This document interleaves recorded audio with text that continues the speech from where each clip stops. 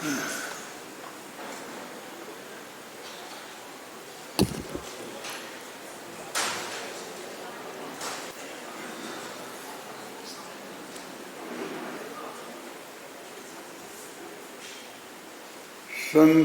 मानस शांत हों, जिनके गुणों के गान में वे वर्धमान महान जिन विचरे हमारे।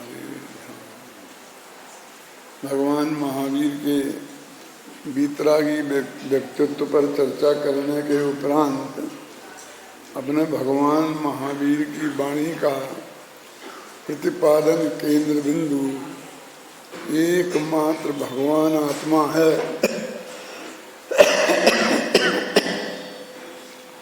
यह बताया। अब ये कहते हैं कि भगवान महावीर की वाणी का प्रतिपाद्य क्या है। प्रतिपादन का केंद्र बिंदु तो आत्मा है, तो पूरा प्रतिपाद्य भी तो होगा ना कुछ।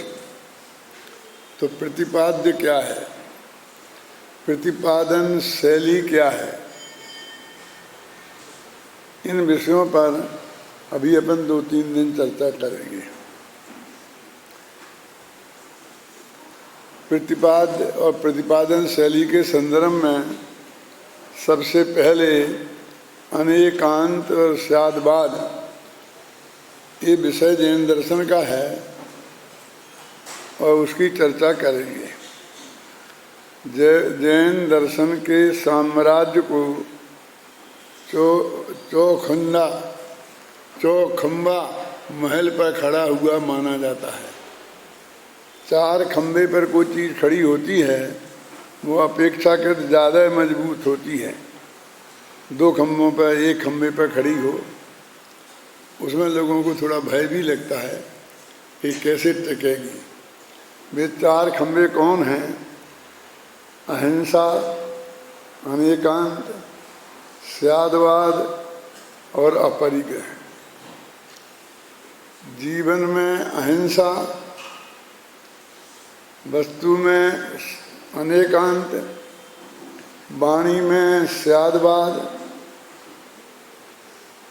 और गृहस्थ जीवन में या मुनि जीवन में अल्प परिग्रह या अपरिग्रह।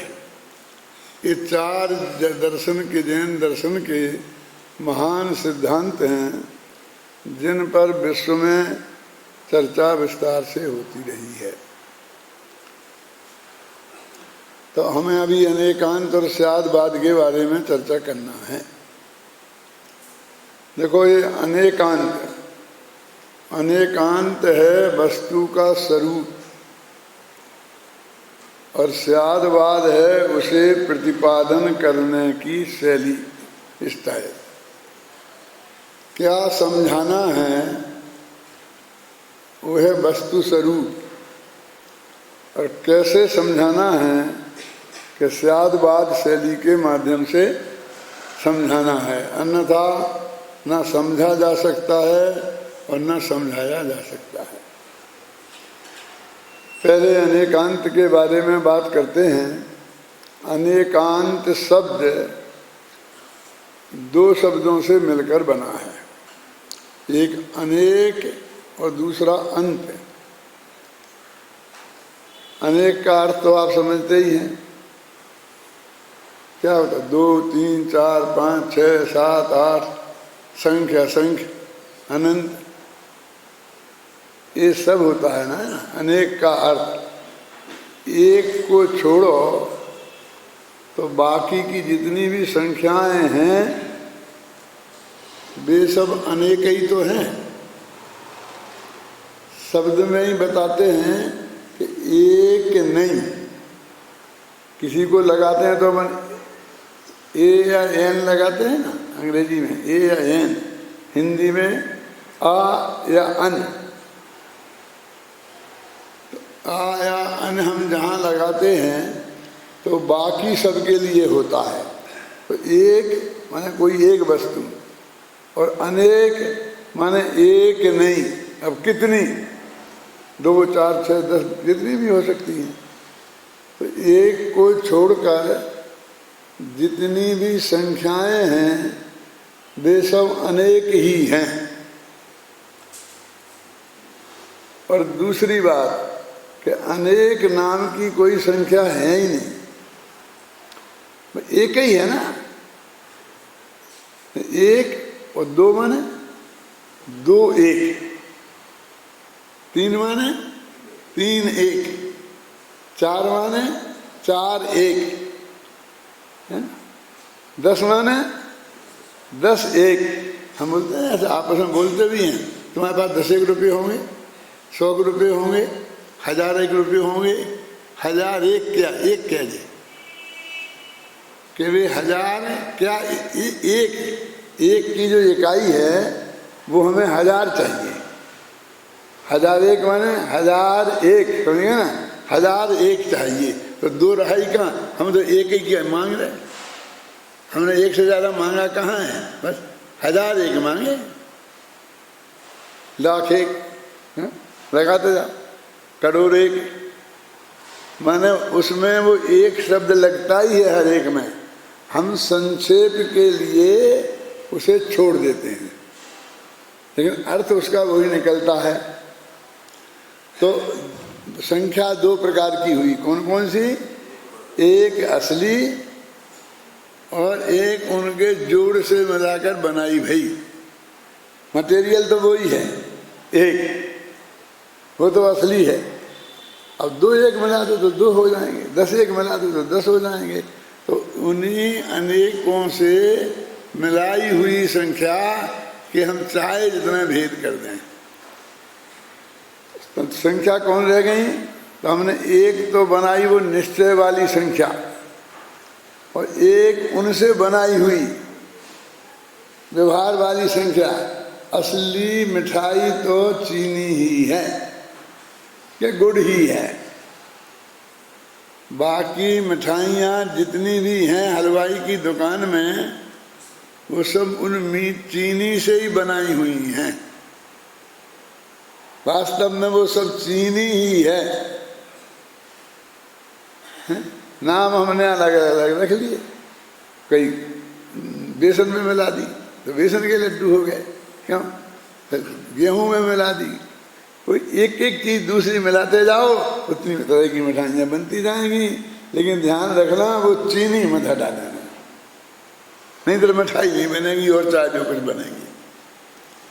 तो इस तरह इस सारे जगत में बात सब में तो एक ही वस्तु है, यूनिट, इकाई, वो तो एक ही है। और बाकी वस्तुएं अनेक वस्तुओं की मिलाई हुई वस्तुएं हैं। तो एक और अनेक, अभी देखिए एक तो एक है ही, 2 होते ही नहीं। वो जो अनेक है वो अनेक प्रकार का होता है। कितने प्रकार का? अनेक प्रकार का, अनंत प्रकार का। 2 एक हो तो 2 प्रकार का, 10 एक हो तो 10 प्रकार का, लाख एक हो तो लाख प्रकार का, नहीं ना। अनंत एक हो तो अनंत प्रकार का। तो वो अनेक कितने प्रकार का है? वो भी 2 से लेकर अनंतानंत तक अनेक प्रकार का हो सकता है। तो अब इतने भेद हो गए, अब तो बहुत मुश्किल है। तो उन्होंने कहा कोई दिक्कत नहीं है, अपन 2 एक लो, 2 अनेक लो, एक सबसे छोटा और एक सबसे बड़ा। तो सबसे बड़ा अनेक तो अनंत है ही, और सबसे छोटा एक, वो तो एक है, वो अनेक कहाँ है? तो सबसे छोटा अनेक कौन है?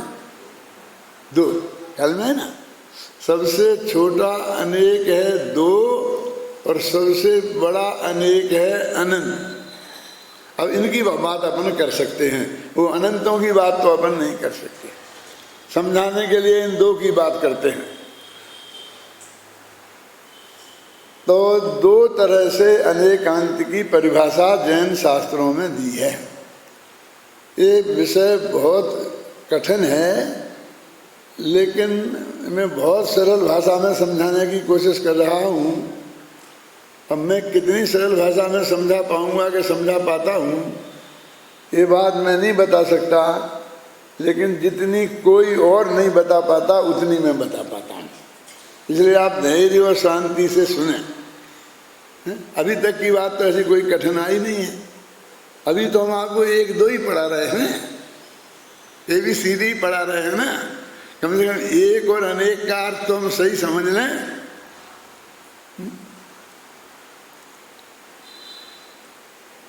हमारे लाइब्रेरी में अनेक किताबें हैं, तो अनेक नाम की कोई किताब है? एक भी किताब नहीं।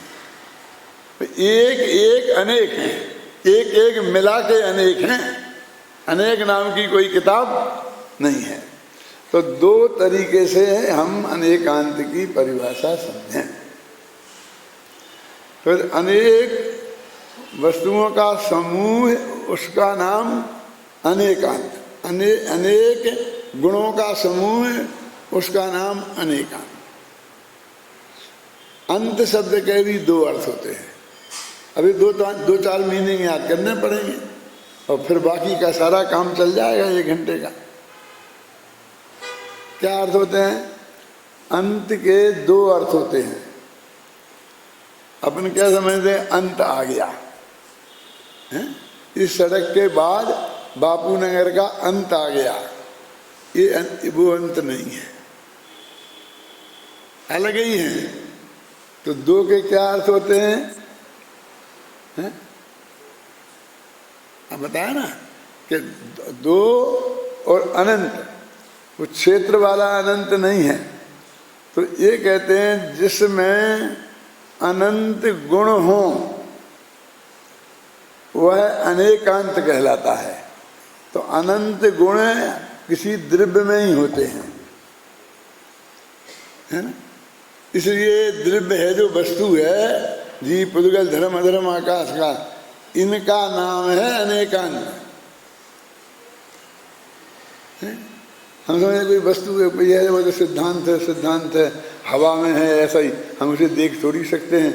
ये सब अनेकांत है, ये सब अनेकांत है जो तुम्हें दिखाई दे रहा है। जितना चीज जानने में आ रही है, जिसे आप ज्ञेय कहते हो, वो सब अनेकांत है। क्योंकि वो प्रत्येक वस्तु जो जगत में है वो अनेक गुण वाली है। हर एक वस्तु में अनंत गुण हैं। वस्तुएं कम ज़्यादा होंगी, काल द्रव्य असंख्य होंगे और धर्म द्रव्य एक होगा, और काल द्रव्य में एक परमाणु होगा और धर्म द्रव्य में असंख्य परमाणु होंगे। आकाश द्रव्य एक होगा और प्रदेश अनंत होंगे। लेकिन वस्तुओं में अनेकांत जिसे हम कहते हैं, उस अनेकांत नामक वस्तु में जितनी भी वस्तुएं हैं अनंतानंत लोक में, प्रत्येक में उन वस्तुओं से अनंत गुण हैं। अब समझ लो गुण कितने होंगे। और उस अनंत गुणों की मिली हुई वस्तु का नाम अनेकांत है। आपने तो आज तक तो हमने सुना था बड़ी बड़ी सभाओं में बड़े बड़े नेताओं से, क्यों कि ये सुना था कि तू भी सच्चा और मैं भी सच्चा, उसका नाम अनेकांत।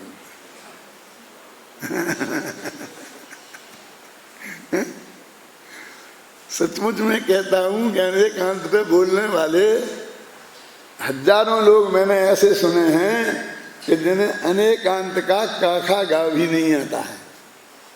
बोलते हैं बड़ी बड़ी सभा में, सुनने वाले सुनते हैं और सब लोग बहुत बड़ी प्रशंसा करते हैं। नहीं साहब, आपका तो गजब का हो गया, आप भी जैन दर्शन के गहरे सिद्धांतों पर इतना बढ़िया जानते हैं, हमने तो कभी सोचा नहीं था। हम तो सोचा था आप नेता हैं। तुमने क्या, तुम क्यों ठोक रहे थे इसे, ये क्या जानता है? अरे यार, उसे खुश करना है ना। अब हम वे लोग हो गए कि उसे खुश करना है तो उसने सफेद झूठ बोला हो, वो कुछ भी नहीं जानता हो, तो उसे ये कहना है कि तुम सब जानता है? सर्वज्ञ है।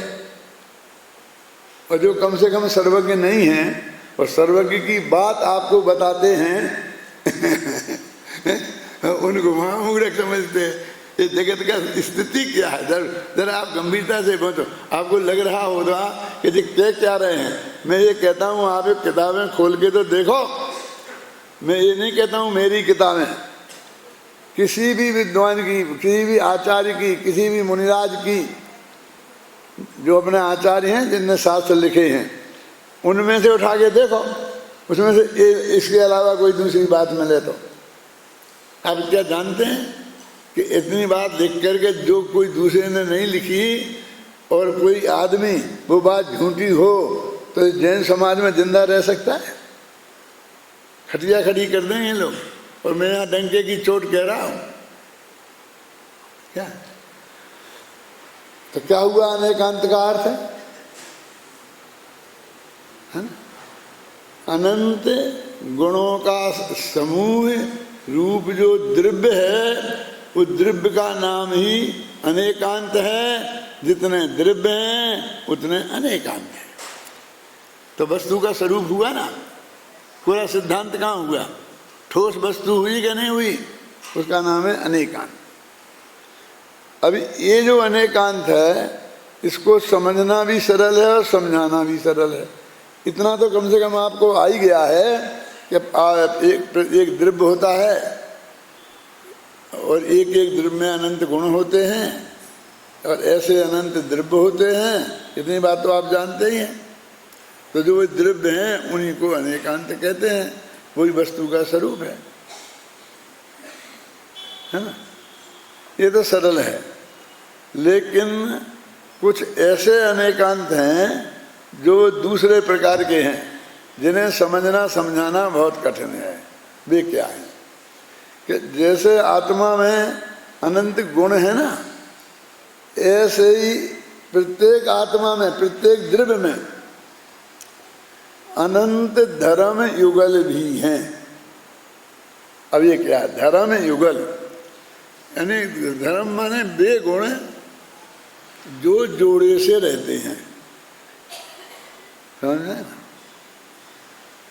और ऐसे वे गुण जो कभी जोड़े से रहते ही नहीं, अकेले ही रहते हैं। हैं कोई आदमी ऐसे बता सकते आप कि जोड़े से रहे? ये ग्रस्त हैं, ये जोड़े से रहते हैं। ये ब्रह्मचारी हैं, अभिनंदन जी जैसे, वे अकेले रहते हैं। उसमें क्या बताना है? ऐसा नहीं। हर द्रव्य में ज्ञान, दर्शन, चारित्र, सुख, वीर ये गुण कहलाते हैं। ये हमेशा अकेले रहते हैं। इनके प्रतिद्वंदी कोई गुण नहीं होता। ज्ञान गुण के प्रतिद्वंदी कोई अज्ञान नाम का गुण नहीं होता। लेकिन नित्यत्व, धर्म के उसे उल्टा प्रतिद्वंदी अनित्यत्व एक धर्म होता है। जोड़े से मतलब माने आमने सामने टक्कर से देने वाले। नित्यत्व, अनित्यत्व, तो इसको बोलते एक धर्म युगल। एकत्व, अनेकत्व, इसको बोलते हैं एक धर्म युगल। ऐसे अनंत धर्म युगल होते हैं। अनंत गुण भी होते हैं और अनंत धर्म युगल भी होते हैं। हर वस्तु में, वस्तु में माने तुम में, हम में, इस रूमाल में, इस पत्थर में, इस किताब में, जो भी पदार्थ इस जगत में है उसमें अनंत गुण और अनंत धर्म युगल माने गुणों के जोड़े।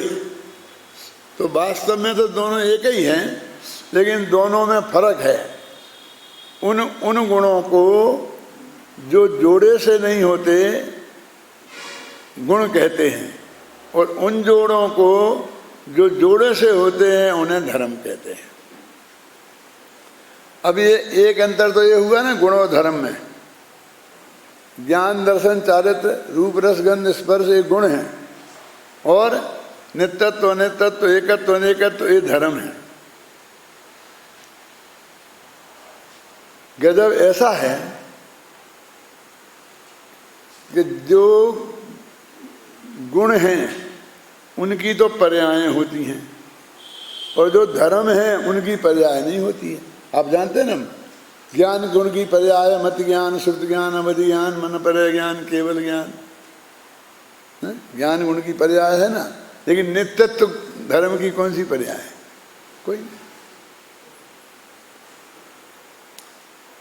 यानी जो जोड़े से हैं उनके पर्याय माने संतान नहीं है, और जो अकेले हैं बिना जोड़े के हैं उनके पर्याय माने संतान है। गजब हो गया ना। हम तो लोक में जोड़े वालों के संतान देखते हैं, और जो जोड़े वाले नहीं होते हैं उनके संतान नहीं होती है। एक तो मैंने बताया आपको, अब एक आपको बताना है कि जोड़े से कौन होते हैं और जोड़े बिना कौन होते हैं। कई दफे देखा है, कई दफे होगा है, कोई नई बात नहीं पूछ रहे हैं। नार की नियम से अकेले होते हैं, होते क्या नहीं होते? और देव नियम से जोड़े से होते हैं, और मनुष्य जोड़े से भी होते हैं और बिना जोड़े के भी होते हैं। गाय भैंस कुत्ते बिल्ली भी ऐसे होते हैं। ये है ना कि तुम्हारे बाहर की बात तो नहीं थी, है? वहीं से घूम घाम के आए हो ना कहीं से, चाहे ऊपर से आए हो चाहे नीचे से आए हो, हैं? मेरे कहने का मतलब ये है कि गुणों में और धर्मों में क्या अंतर है, और ये सब मिला करके भी गुण कहलाते हैं, धर्म कहलाते हैं मोटे तौर पर। अभी एक और होते हैं, वो समझने वाला पड़ा। तुम्हें तो मैंने कई दफे समझाए, जिन्हें बोलते हैं स्वभाव। देखो ना, आत्मा ज्ञानानंद स्वभाव ही है। वे स्वभाव कैसे हैं अलग इनसे? कहते हैं ना तो जो जोड़े से होते हैं, और ना जिनकी इस पर्याय होती है, ना जिनकी संतान होती है, और ना जो जोड़े से होते हैं। यदि वो संतान होती तो गुण कहलाते, और जोड़े से होते तो धर्म कहलाते। इसलिए ना वे धर्म में शामिल होते हैं और ना वे गुणों में शामिल होते हैं। तुम क्या समझ रहे हो? कौन होंगे नपुंसक? उन्हें बोलते हैं स्वभाव, कि वस्तु का ऐसा ही स्वभाव है। क्यों कि साहब अग्नि जलती क्यों है, और पानी जलता क्यों नहीं है? मिट्टी का तेल जलता क्यों है, पानी जलता क्यों नहीं है? तो अपने ही उसका स्वभाव है कि उसमें ऐसा गुण है, ऐसा कभी नहीं। उसका ऐसा धर्म है, ऐसा नहीं बोलेंगे। कहते उसका ऐसा ही स्वभाव है। ख्याल में है ना? तो गुण और धर्म से अलग एक स्वभाव होते हैं। तो तीन चीजें समझो, गुण, धर्म और स्वभाव, और इन तीनों को भी गुण कहते हैं। घबराना नहीं, कभी ऐसा लिखा मिले जो मैंने आपको धर्म बताया उसके लिए गुण लिखा मिल जाए तो घबराना नहीं।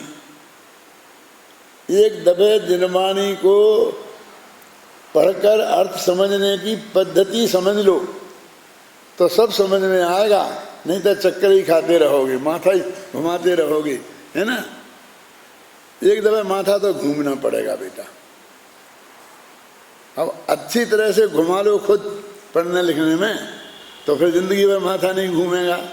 और नहीं तो जिंदगी भर माथा घुमाते रहना और वस्तु का स्वरूप तुम्हारे हाथ में नहीं आएगा। अभी मैंने जितनी बात आपको सुनाई उसमें कोई बात ऐसी कठिन है कि जो किसी की समझ में नहीं आए, ऐसी नहीं है। थोड़ा उपयोग लगाएं वकील गंगवाल जी तो आ सकती है कि नहीं आ सकती है, हैं? याद हो सकती है यहीं। कितनी तीन तो बातें हैं जिनके गुण हो, विपक्षी ना हो उन वस्तुओं में वे गुण, और जिनके विपक्षी हों, संतान नहीं हो वे धर्म, और जिनके दोनों ही ना हो वे स्वभाव। ऐसे तीन चीजें होती हैं। ये इसका स्वभाव है, ये इसमें का गुण है, ये इसका धर्म है। और किसी में गुण हो, किसी में धर्म हो, किसी के स्वभाव हो, ऐसा पक्षपात भी नहीं है। सभी में गुण हैं और सभी में धर्म है और सभी में स्वभाव है। बोलो अब तो कोई पक्षपात नहीं है। कितने अभिनंदन जी, कितने चाहिए आपको? बोलो प्रत्येक वस्तु में अनंत गुण हैं, अनंत धर्म हैं और अनंत स्वभाव हैं। मुझे कितनी मोटी होगी, कितनी चीजें उसमें भरी हुई हैं कि यही तो समझना है, यही तो वस्तु का स्वरूप है। इसका नाम तो अनेकांत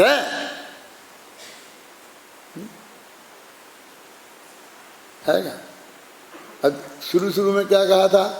अनेकांत है वस्तु का स्वरूप।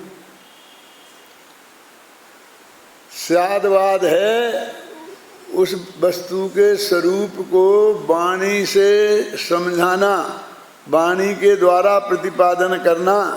स्यादवाद माने जो वाद माने कथन, बोलना, और जिस बोलने में स्याद लगा हो उसका नाम है स्यादवाद। कि स्याद क्या होता है? हिंदी अंग्रेजी वालों को तो कोई झगड़ा नहीं है, तुम संस्कृत वाले थोड़े घबराओगे। वो स्यात माने अस धातु का, क्यों?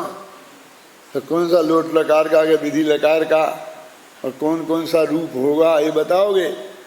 तो उन्हें आचार्य ने कह दिया कि यहाँ वो स्याद नहीं है, यहाँ स्याद नहीं, वो यहाँ तो निपात है। निपात का अर्थ समझते हो? बस स्याद का अर्थ जो हम बता रहे बस वही नकती है। वो लगाने से, उपसर्ग लगाने से, प्रत्यय लगाने से उसका अर्थ बदलने वाला नहीं है। स्याद माने किसी अपेक्षा, स्याद माने जो बात हम कह रहे हैं वो वैसी नहीं कह रहे, किसी अपेक्षा कह रहे। तो उसकी सच्चाई तुम्हें जानना है तो वो अपेक्षा जानो। तो वो स्याद बाद में लगता है, अनेकांत में नहीं लगता। या तो हम ऐसा बोलें कि अनेकांत माने तो वस्तु का स्वरूप है, और जब हम अनेकांत बाद कहते हैं तो उसका अर्थ तो स्यादवाद ही होता है। क्यों? कि वो जो वस्तु का अनेकांत है, वस्तु का स्वरूप अनेकांत है, उसे वाणी के द्वारा कहना तो स्यादवाद हो गया। अकेला अनेकांत नहीं है, साथ में बाद लगाओ, अनेकांत और स्यादवाद। हमने यदि ऐसा लिखा तो दो अर्थ कहाँ हुए? अनेकांत बाद और स्यादवाद लिखते तो एकाध बात ही हो जाते, और अनेकांत लिखा वो है वस्तु का स्वरूप, और स्यादवाद लिखा वो है प्रतिपादन की शैली। कैसी है वो विस्तार से बताएंगे। अभी तो मोटा मोटा इतना समझ में आया कि अनेकांत स्यादवाद क्या है। हमने जो सभाओं में सुने हैं अनेकांत और स्यादवाद की परिभाषाएं, एक पंडित जी सुना रहे थे चटकारे ले लेकर कि मैं रास्ते में जा रहा था और वहाँ दो शराबी शराब पी रहे थे और उन पर लड़ाई हो रही थी आपस में। लड़ाई किस बात पर हो रही थी मालूम? एक कहता था ये सूरज है दिन के 12 बजे, और दूसरा कहता है ये चांद है।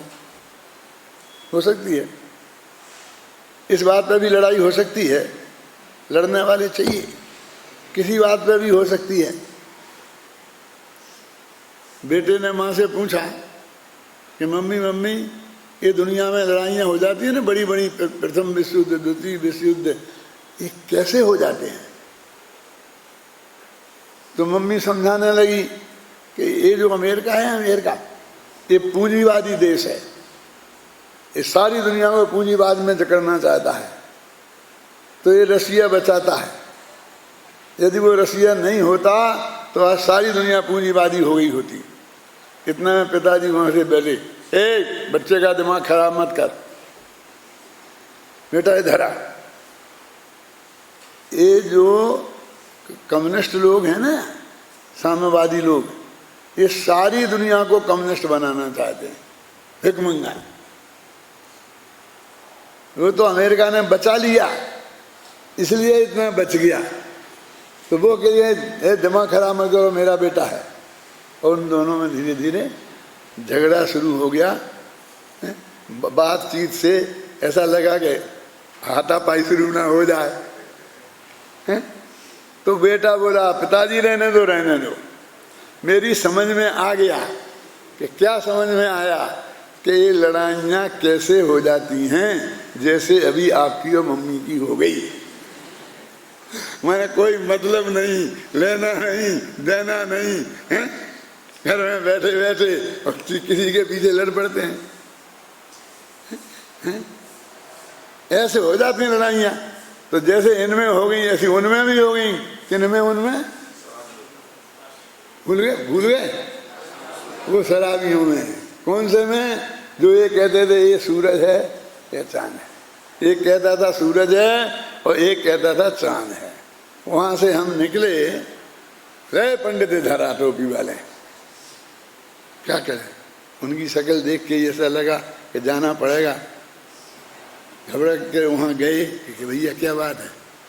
ये नालायक कहता है कि ये चांद है, मैं इसकी खोपड़ी खोल दूंगा, तू बता क्या। तो दूसरा बोला ये समझान, ये नालायक कहता है कि ये सूरज है, मैं इसका गला घोंट दूंगा, तुम बोल क्या है। अब वो घबराया, क्या करें, दिखता तो साफ है? अब सवाल बोलने का थोड़ी है, सवाल तो ये है कि अब जान कैसे बचाई जाए, और नहीं बचे तो कम से कम ये तो सोच लो कि गला घुटा करके मरना ठीक रहेगा, सस्ता पड़ेगा कि खोपड़ी खुला करें। क्योंकि एक कहेंगे तो ये खोपड़ी खोलेगा, एक कहेंगे तो ये गला घोंटेगा। तो जब वो ज्यादा धमकाने लगा तो भाई साहब देखने दो शांति से जरा, ऐसे ही कैसे बता दें। लेकिन वहां देखने को क्या था, सब साफ दिखाई दे रहा था जो कुछ था। वो तो सोच रहा था कि जान कैसे बचाई जाए। तो फिर एकदम मुझे याद आई कि हमारा सयादबाद किसी दिन काम आएगा। आज इसने हमारी जान नहीं बचा पाई तो ये सयादबाद किस दिन काम आएगा। तो वो बोला हाँ, अब मैं अच्छी तरह समझ में आ गया।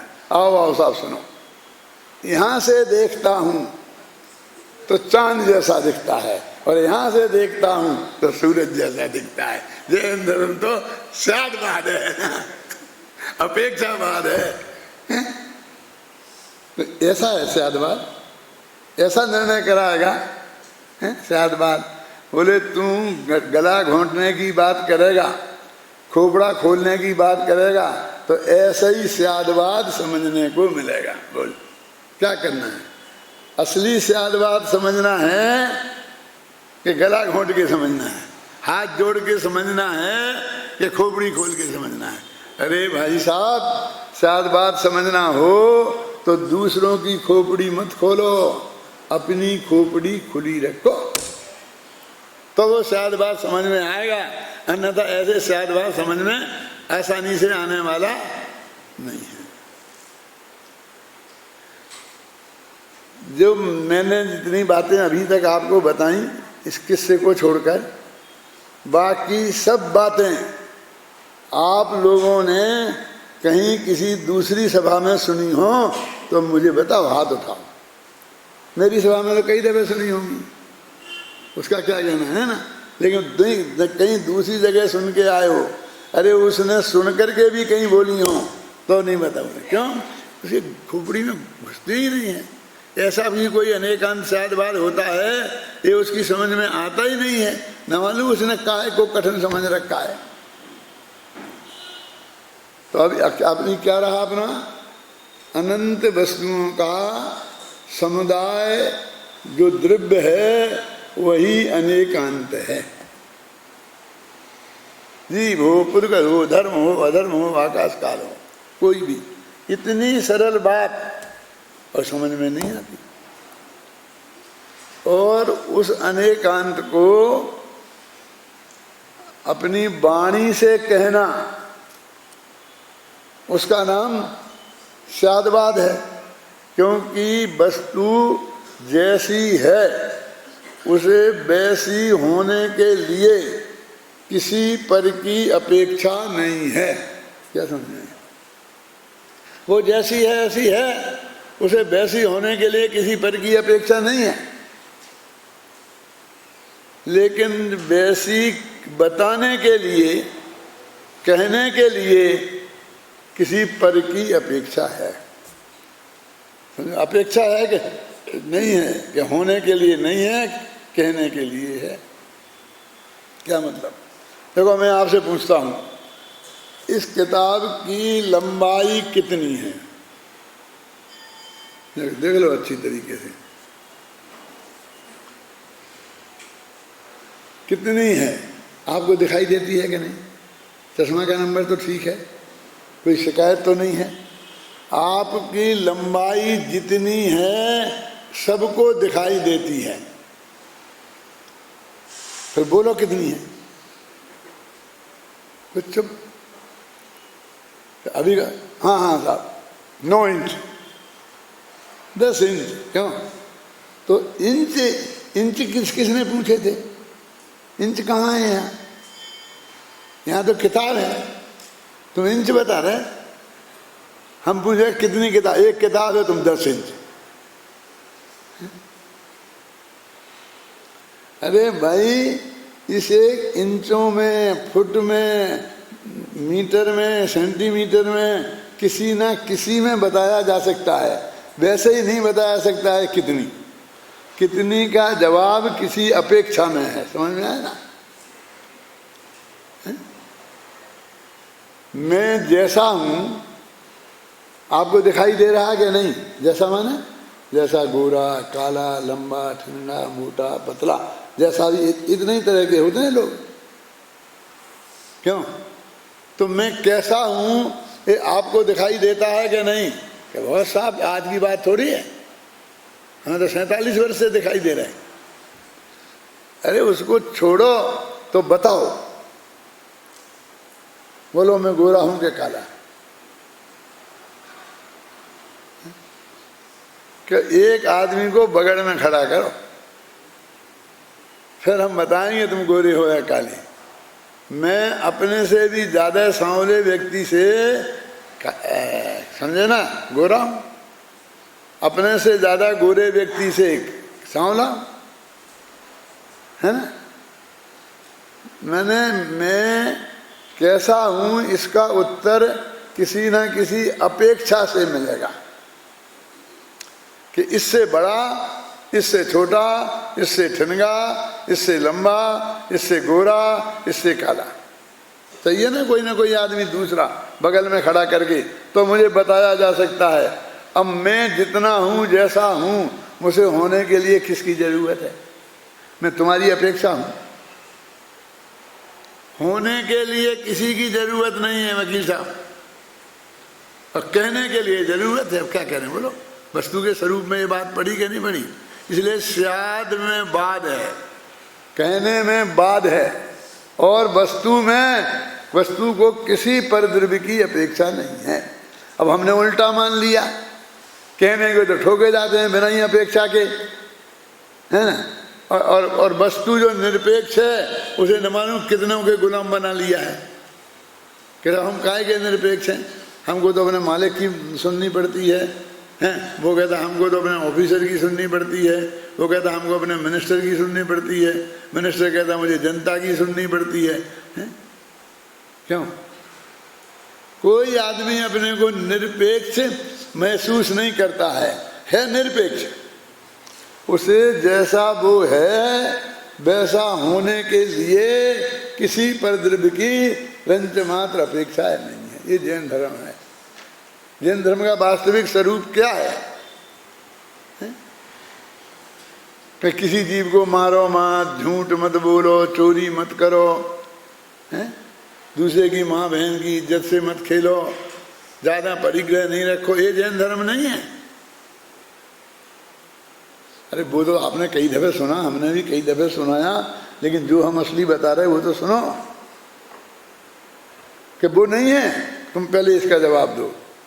तुम नहीं सुन सकते उसका जवाब, इसलिए ये समझो पहले। क्यों नहीं सुन सकते? क्यों नहीं सुन सकते बताओ इसका जवाब। हाँ, तो हम कह रहे कि हिंसा में ना पाप है और अहिंसा में धर्म नहीं है। क्योंकि कोई किसी को मार ही बचा नहीं सकता, हिंसा कर ही नहीं सकता, कहाँ होगा, झूठ बोल ही नहीं सकता एक शब्द, तो कहाँ न वो होगा। एक पैसे की चोरी कोई किसी की कर ही नहीं सकता। ये सब ने पढ़ा तुमने कि नहीं पढ़ा? एक द्रव्य दूसरे द्रव्य का कोई भला बुरा नहीं कर सकता, दोनों के बीच में वज्र की दीवार है, कोई किसी को मार नहीं सकता, बचा नहीं सकता। कि कौन तुम जैसे पंडित कहते होंगे, हम तो नहीं मानते ऐसे, अरे तुमसे ही सुना है हमने भैया, हमने इतनी कोशिश करी बचाने की, लेकिन अंत में हुआ वही जो होना था। ऐसा आपके मुंह से कहते सुना है। हम अस्पताल ले गए, जितना पैसे मांगे उतने दिए, एक किया, और यहाँ से ऑपरेशन की टेबल पर ऐसे लेटा रहे थे और वहाँ से गिरे, सिर फूटा। हमने तो पूरी कोशिश करी और नहीं हुआ। क्यों? जो होना था वही होता है। ट्रक के नीचे आ गए, ये हो गया, वो हो गया। रोजाना हजारों घटनाएं आप लोगों के मुख से हम सुनते हैं कि हमने अनंत प्रयत्न किया लेकिन कहीं कुछ नहीं कर पाए। अकेले तुम ही नहीं कर पाए ऐसा नहीं है,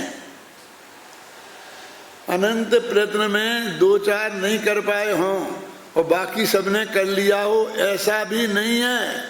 तो कैसा है? अनंत में एक भी परद्रव्य का कुछ नहीं कर पाया है आज तक, सभी फैल हुए हैं। कोई परसेंटेज का काम नहीं है यहाँ। ये जैन दर्शन का 100% सत्य सिद्धांत है कि एक द्रव्य दूसरे द्रव्य का कुछ नहीं कर सकता, उसके अंदर में वज्र की दीवार है। बस एक अहिंसा का छोटा सा उदाहरण दूंगा।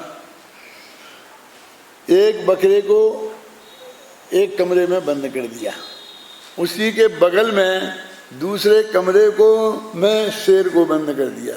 6 दिन का भूखा था शेर, अब बकरा था वहाँ, और दीवारें कांच की थी। इतना मजबूत कांच था कि दुनिया की कोई ताकत उसे तोड़ नहीं सकती थी, अणुबम और एटम बम भी। लेकिन पारदर्शी था, सामने सब कुछ दिखता था, सिर्फ वो दीवार नहीं दिखती थी जो बीच में थी। समझना? कौन सी दीवार?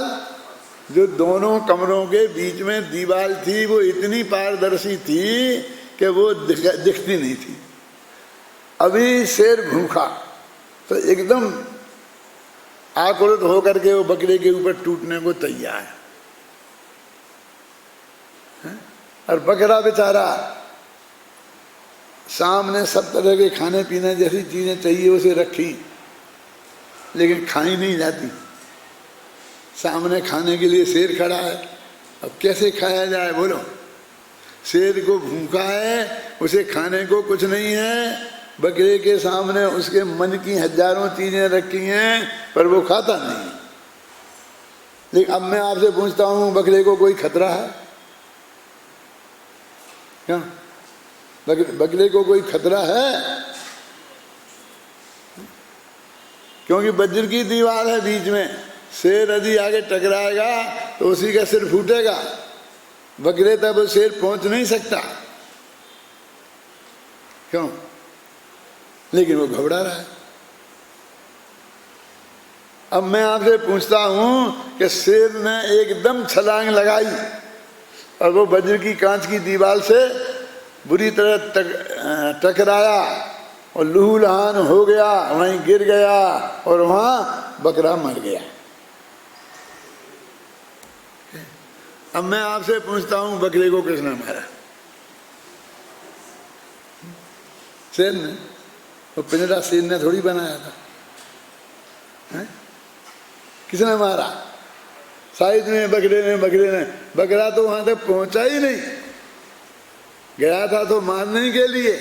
यदि भाव जाने मारने के भाव का ही पाप लगता हो तो लग जाए, हम मना नहीं करते हैं, लेकिन मारा नहीं है इसकी तो गारंटी है ना। लेकिन बकरा मर गया। ऐसा ही सारे जगत में हो रहा। आज ने किसी का किसी ने बुरा नहीं किया, लेकिन ऐसे भ्रम के कारण कि जे मेरा कभी भी बुरा कर देगा, ये बहुत ताकतवर है, मैं क्या हूँ इसकी चीज। 24 घंटे हम अनंत आकुलता भोग रहे हैं, अनंत भय में जा निकल रहे हैं। न मालूम अमेरिका कब एक बम पटक दे। अब तो पाकिस्तान के पास भी हो गए, यदि वो भी उसने भी पटक दिए तो क्यों? अभी तक तो पटके नहीं है और सैकड़ों लोग हमारे साथ से मर गए, यानी बिना ही बम के मर गए बेचारे। मरने के लिए, बम से मरने के लिए थोड़ा इंतजार तो करते। मेरे कहने का मतलब ये परम सत्य है, तो सर्वज्ञ भगवान ने नहीं कहा, अकेला पंडित हुकुमचंद नहीं कह रहा, आप लोगों के मुख से मैं रोजाना अस्पतालों में, अदालतों में, सब जगह सुनता हूँ, घरों में, मंदिरों में, रेलवे स्टेशनों पर, सब सुनता हूँ। और बस वहाँ यही कैसे चलते रहते हैं। वो आकाश में चला गया, अभी तो हंस रहे खेल रहे थे, वो चले गया ऊपर, इतना 15 मिनट नहीं गया, वो गिरा प्लेन और सब एक साथ चले गए। 15 मिनट नहीं, 15 मिनट पहले जिंदा था। ऐसे कह रहा है, तो बहुत बड़ी गजब की बात हो गई। वो हर आदमी जब मरता है उसके 15 मिनट पहले जिंदा होता है कि नहीं? कितनी सीधी और सरल बात है। ऐसी आंखें फाड़ के कह रहा है, जो क्या बता रहा, हर आदमी मरने के 1 मिनट पहले जिंदा होता है। सहज स्वरूप है। और अरबों में आज तक हमने एक को बचते देखा नहीं है। यदि बचते होते कोई किसी से, तो फिर हमारे बाप दादों के बाप दादे में किसी न किसी के तो कोई ना कोई विद्यमान होते कि नहीं? अभी कोई आदमी हमने इतिहास उठा के देखते हैं तो 150 वर्ष का नहीं देखा किसी ने। कोई 129 तक पहुंच गया, कोई इतने तक पहुंच गया। विश्व का रिकॉर्ड बनाए जा रहे हैं और रिकॉर्ड बनते जा रहे हैं, क्यों? लेकिन अभी 150 तक नहीं पहुंचा। कोई पहुंचेगा नहीं? क्या ये तो 100% वाला सत्य है ना, कि हम 200 वर्ष जिंदा रहने वाले नहीं हैं गारंटी से। ये सत्य 100% सत्य बताओ, सुनते ही नहीं, मानते ही नहीं है। अभी यहाँ एक आदमी आए, एक पंडित जी, आप 85 वर्ष की उम्र तक तो जियोगे। क्यों 85 तक? क्यों? फिर क्यों मर जाएंगे? वो ये नहीं कहता है कि 1 लाख वर्ष तक आप जियोगे। क्या बिगड़ता है तेरे बाप का? 1 लाख वर्ष बोलना कैसे बोलूं? झूठ अभी सिद्ध हो जाएगा। कोई नहीं मानेगा, है ना? फैक्ट तो यही है। और ज्योतिषी की क्या जरूरत है? हम सब में से हम सब नहीं जानते हैं। 100 में से 1 को भी कल्पना है कि मैं 100 वर्ष तक जीऊंगा। सब जानते हैं इसके पहले मैं जाने वाला हूँ। क्यों? और उसकी आज भविष्य कर लो, 2-4 वर्ष में भविष्य भूत भविष्य कर लो। इसमें क्या गजब है? क्या हो रहा है? बिल्डिंग ऐसी बनाता है कि 1000 वर्ष तक नहीं गिरे। दिल्ली का लाल किला तो पुराना पड़ गया, अपना नहीं पुराना पड़े। और 10 दिन का खुद का ठिकाना नहीं, इस किले का कितने दिन का ठिकाना है बताओ?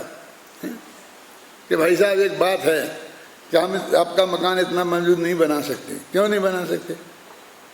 तुम तो चले जाओगे, फिर कल की झाड़ू लगाने कौन आएगा? हमारी समस्या तो ये है। तुमको ये लगता है कि ये संपत्ति को कौन संभालेगा, इसका कौन मालिक बनेगा? लेकिन हमारी समस्या ये है कि इसे कौन संभालेगा? तुम तो चले जाओगे। नहीं है? सच में बोलो अभिनंदन जी, सच बोलना। आप तो ब्रह्मचारी हो, पक्के हो, सच्चे हो, तो तुम्हारे पास थोड़े बहुत होंगे 10-20 हज़ार, और भी ज़्यादा हो सकते हैं, मुझे मालूम नहीं है। अन्ना जी को होंगे, उन्होंने बताते रहते हो तुम। तो बस उनकी तुम्हें चिंता नहीं है कि इनका क्या होगा। जितनी चिंता तुम्हें उनकी है उतनी चिंता तुम्हारी खुद की है नहीं है। और ऐसी हर एक को लग रही है, 1 रुपये से लेके 1 अरब रुपये तक को, उसकी चिंता हर एक को है, खुद की किसी को नहीं है। और जब विश्व में जितने आदमी हैं वे सब उसे संभालने को तैयार हैं तुम्हें संभालने को तैयार नहीं। क्यों आप फिक्र करें? मैं हूं ना, मैं कि भैया ये सब पैसा चला जाएगा और मैं नहीं गया तो 2-4 साल में जिंदा और रह गया तो मुझे कौन संभालेगा? कि वो तो अपने बाल बच्चे को देगा। कोई आदमी उसे संभालने को तैयार नहीं है, उसकी हर संपत्ति को संभालने के लिए तैयार बैठा है। क्यों? और उसे किसी अपनी संपत्ति किसी को नहीं देना है, संभालने को भी। और उसे ये डर है कि ये भी खत्म हो गई तो मुझे कौन संभालेगा। अरे मूर्ख, तेरे संभालने लायक कोई होता, ऐसा तेरे भाग्य में लिखा होता है तो वह संपत्ति क्यों नष्ट होती है? तुझे 2 रोटी खिलाने वाले भाग्य में होती तो वे तेरी बनी रहती। वे जो तेरी चली गई वो कैसे चली गई? राजा उसके यहाँ दरबार, भोज दरबार में एक बात आई थी। भोज दरबार, राजा भोज फटाफट लिखता जाता था, इसे इतना इनाम दे दिया जाए, इसे इतना इनाम दिया जाए। सारे कवि लेखक करोड़पति हो गए थे। अब खजानची को बेचारी वही तनख्वाह, बांटते बांटते लाखों बांटते रोजीना, और उसकी तो तनख्वाह वही। तो उसे बहुत तकलीफ होने लगी तो उसने एक पर्चा पे लिख दिया, आप दर्थम धनम रक्षेत। क्या कि आपत्ति आ जाए कभी तो थोड़ा धन बचाओ, सब लुटाए देते हो। राजा को सलाह दी, यद्यपि उसकी नौकरी सलाह की नहीं थी, पैसा देने की थी, वो तो मिनिस्टर का काम था, लेकिन उसने दी। मिनिस्टर तो सब हैं, सलाह तो सब मुफ्त में देवे तैयार हैं। क्या लगा? आप दर्थम धनम रक्षेत, आपत्ति के समय के लिए कुछ पैसा बचाओ। तो राजा ने लिख दिया उसके जवाब में, श्रीमताम कुतः आपदा। अरे श्रीमानों को आपत्ति कहाँ से आएगी? वो तो गरीबों को आती है आपत्ति। जो लक्ष्मी वाले हैं, धनवान हैं, उन्हें आपत्ति कहाँ से आएगी? छोड़ो तुम तो दो। अब क्या करें? फिर उसको चैन नहीं पड़ी तो एक लाइन और लिखी,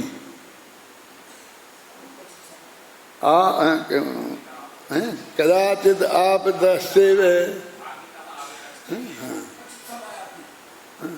यदि भाग्य से आ जाए तो क्या आपत्ति, तो क्या करोगे? क्योंकि श्रीमानों को नहीं आती है तो ठीक है, लेकिन आ जाए तो उसने कहा रक्षितम अपि विनश्यति, जो बचा के रखेगा वो भी नष्ट हो जाएगा। यदि तेरे को मिलना ही होता सेवा करने वाला, तो सेवा करने वाला मरता क्यों? तुम बाद में मरा, वो पहले मर गया, क्यों मरा? इसलिए छोड़ दे, वो विकल्प को छोड़ दे। वो तो महासिद्धांत है पक्का, सर्वज्ञ भगवान की वाणी में आया हुआ कि एक द्रव्य दूसरे द्रव्य का भला बुरा नहीं कर सकता, किसी को मार जला नहीं सकता, सबका अपना अपना सुनिश्चित है, नक्की है, केवली भगवान के ज्ञान में आया है। अब कहते भगवान भाई एक बात मान ली, एक काम कर दी, एक काम कर दी, कि क्या कर दूं कि मेरे को बचा ले? वो तो मुझे दिख रहा है कि तू मर रहा है और दुनिया की कोई ताकत बचा नहीं सकती। क्या क्या बचा लूँ? बोलो क्या करें? भगवान भी झूठ बोले, वैद्यों जैसा, डॉक्टरों जैसा, क्या नहीं नहीं नहीं बता लूँगा, हो जाएगी, थोड़ी कोशिश करो और तो थोड़ा रख चल, आज नहीं कल ठीक हो जाएगा, और करते करते चले जाता है। जाते हैं कि नहीं जाते हैं? तो इसलिए कह रहे भाई कि ये जो अनेकांत और साध्यवाद का सिद्धांत है, वस्तु निरपेक्ष है और वाणी सापेक्ष है। क्योंकि जैसी वस्तु है वैसी वाणी में उसे कहने की ताकत नहीं है, बिना अपेक्षा लगाए, है ना? आप सब जान सकते हो ना कि ये सोना है, ये कितना है, जरा सा कांटे पे रखा, तोला हो, जान लिया कि उसमें क्या है। एक मिनट में तुमने तराजू पे जाना तो कुछ नहीं रह गया, और तुम बिना तराजू दे जान लेता तो तुम बहुत बड़ा हो जाता। क्यों? तो तराजू तुम बराबर ही हुआ ना, है? इतना बड़ा बनने की जरूरत क्या है? एक तराजू रख ले, तेरी कीमत तो एक तराजू के बराबर भई ना, है? तो इसलिए वह वस्तु का स्वरूप अनेकांत स्वरूप है और उसे स्यादवाद से कहा जा सकता है। अभी बाकी है, इसकी चर्चा अपन कल करेंगे। ध्यान दीजिए, सभी से निवेदन है, जो भी यहाँ प्रवचन डॉक्टर साहब का चल रहा है, ये प्रवचन एक हमारी लीग यूनिवर्सिटी उस पर लाइव टेलीकास्ट हो रहा है। जो भी आपके